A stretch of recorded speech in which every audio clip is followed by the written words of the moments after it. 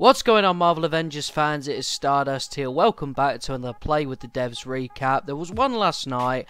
I wasn't actually able to watch it and be there, but I have got an article up by Joseph Abel of the Murphy's Multiverse, who did a little write-up of it. I'll go through it relatively quickly, ladies and gentlemen, but also give him my thoughts at the same time. Apparently, we can expect a timing on when the upcoming Clint Barton War Table will release. It's not a stream, but a pre-recorded video. We knew this with how Kate's one was before. I believe it was 11 PM Eastern for Kate's one. I can't exactly remember what that is in GMT. But, you know, I'm assuming it would follow something similar, but I guess we'll see. The Boomerang arrows, brand new arrow type for Clint, Hawkeye.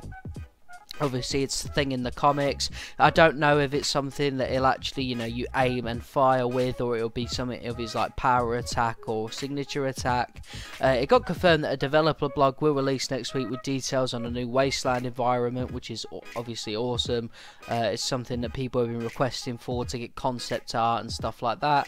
We can expect some insight into the design and inspirations for it. The upcoming blog will mention Omega-level threats, as Hawkeye will also receive multiplayer content. Now, that to me tells me that they must be close to fixing the issues that are plaguing cloning labs and Super Adaptoid, because I hardly doubt they would want 3 pieces of delayed content. They don't want to stack their backlog, you know what I'm saying? But obviously I don't know, I'm not them, you know.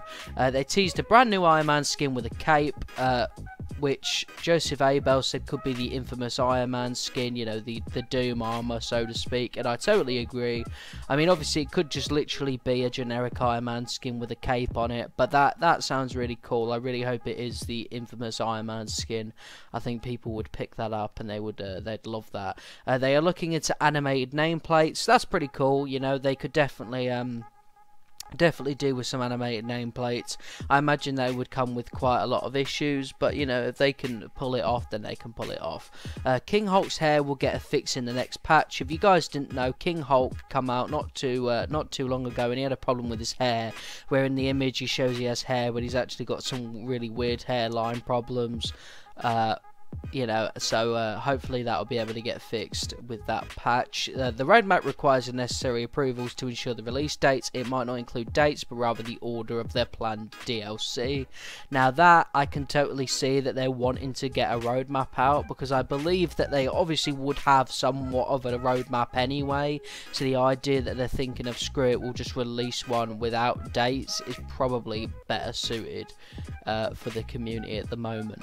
Currently there are no plans for new vault missions, which is a shame, because you know, there was obviously the vertical style vault missions that were introduced in Kate's campaign, which would have been really cool for the initiative. But maybe they are going to be added into the initiative, but it's clear they're not working on any more designs for it, which is fine.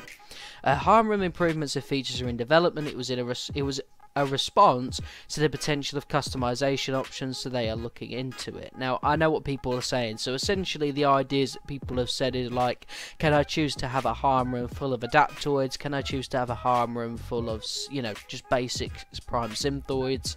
And you know, and just, you know, try and get their combos working on specific enemies and stuff, you know, just like an actual training room. And it's good that they're actually working on it. Multiplayer content is still being looked into, as they want to ensure that everything works. Okay, fair enough. They confirm that more missions are on the way for the Avengers initiative in general. Their 2.0 plans include loot, progression, inventory upgrades, new interiors, mission structure, and difficulty. A majority of their team is now working on new content moving forward. Now that to me obviously tells me that Clint, you know, Hawkeye is pretty close.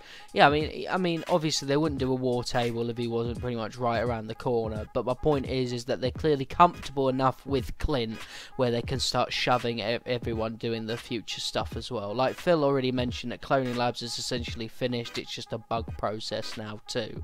So it's good that, you know, they're working on the future, and that makes me, you know, very positive. They have also confirmed more weather scenarios for future missions, such as rain. Obviously we saw something similar in the final mission of the campaign when you go after MODOK, and it really was a beautiful scene, so I look forward to seeing more stuff like that. They love the idea of adding mini games into the helicarrier or other outposts. I love that as well. I like the idea of feeling like I'm building a community with the people who I'm, you know, recruiting it into my hub worlds.